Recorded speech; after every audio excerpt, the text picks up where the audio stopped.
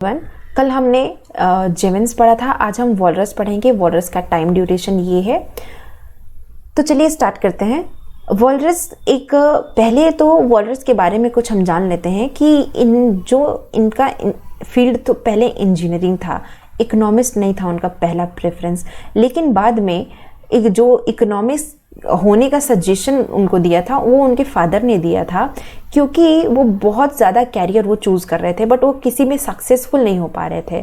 तो ultimately finally वो 1878 में वो एक यूनिवर्सिटी ऑफ ल्यूसेन में गए इकोनॉमिक्स के लिए, और इन्होंने बहुत इम्पॉर्टेंट जो हमें टर्म दिया था जनरल वर्सेस पार्शियल मेथड की अगर हम बात करें तो वॉलरस ने ये टर्म दिया था, और बाद में उनको वॉलरस को अवार्ड भी मिला था, नोबेल प्राइज़ भी मिला था। तो उनका ग्रेटेस्ट कंट्रीब्यूशन है, डिफाइन किया था उन्होंने न्यू मेथड और एनालिसिस जनरल इक्विलिब्रियम मेथड जो हम पढ़ते हैं। तो बेसिकली हम इसमें यही जानेंगे इकोनॉमिक थॉट्स में कि ये जितने भी इकोनॉमिस्ट हैं इनके थॉट्स आए कहाँ से और ये किस पे ज़्यादा फोकस करते हैं। साथ ही साथ एक तरह से मार्शल का जो पार्शियल इक्विलिब्रियम है उसको उन्होंने कंट्रास्ट किया था। अब मार्शल क्या कहते थे, तो मार्शल और वॉलरस का जो फेथ है डिमांड एंड सप्लाई का, वो तो ठीक है, उन्होंने दोनों ने कंफर्म किया। लेकिन जो दूसरा क्वेश्चन अराइज होता है कि डिमांड एंड सप्लाई फंक्शन का जो मैकेनिज्म है वो अलग अलग है, इनका अलग अलग, इन दोनों का डिफरेंस था। इसीलिए मार्शल पार्शियल इक्विलिब्रियम पे फोकस करते थे और वॉलरस जनरल इक्विलिब्रियम पे फोकस करते थे।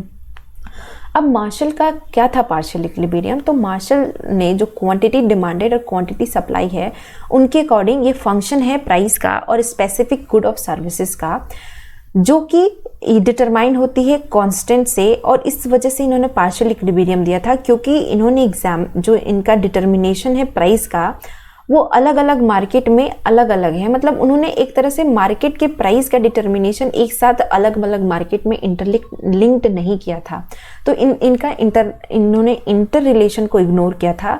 उसी इग्नोर को बाद में वॉलरस ने पॉइंट आउट किया और उन्होंने एक यूनिफाइड सिस्टम देने की कोशिश की और सभी मार्केट के इक्विलिब्रियम को एक साथ प्राइस पे उन्होंने इंटर रिलेट करके एक जनरल इक्विलिब्रियम मेथड प्रोवाइड किया, जिसमें डिमांड एंड सप्लाई जो है वो फंक्शन है प्राइस के, लेकिन जो सभी प्राइस प्रिवेल करते हैं इकोनॉमी में। तो एक तरह से इन्होंने एक जनरल आइडेंटिफाई करने की कोशिश की।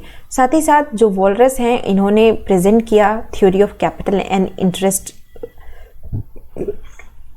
साथ ही साथ थ्योरी ऑफ मनी, और इन्होंने अलग अलग applied economics and social economics पे भी अपने व्यू को प्रेजेंट किया।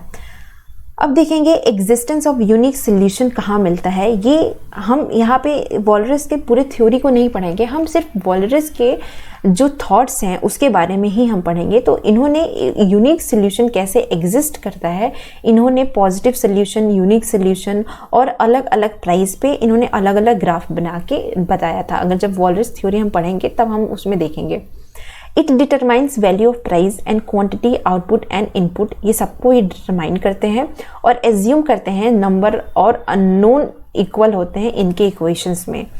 साथ ही साथ मैथमेटिकल इनका रिप्रेजेंटेशन भी है इक्वालिटी और इक्वेशन का। Unknown is neither sufficient nor necessary condition of the existence of unique solution, यानी कि यूनिक सोल्यूशन के एग्जिस्टेंस के लिए किसी भी तरह से अननोन जो है वो सफिशिएंट और नेसेसरी कंडीशन नहीं है। अगर हम बाद में देखें तो ये सारी चीज़ें तो थी वॉलरस की जो इनके थॉट्स थे, तो हमें इसके आगे पढ़ने की ज़रूरत नहीं है। हम ये देखेंगे कि वॉलरस का ये जो थॉट्स था इनिशियली कैसे हुआ और कहाँ तक आया, तो इसके बारे में हमने आज पढ़ा। अब हम नेक्स्ट जो इम्पोर्टेंट न्यू क्लासिकल थे कार्ल मेंगर, उसके बारे में हम पढ़ेंगे। तो आज के लिए इतना ही। Thank you so much and stay tuned for the next video.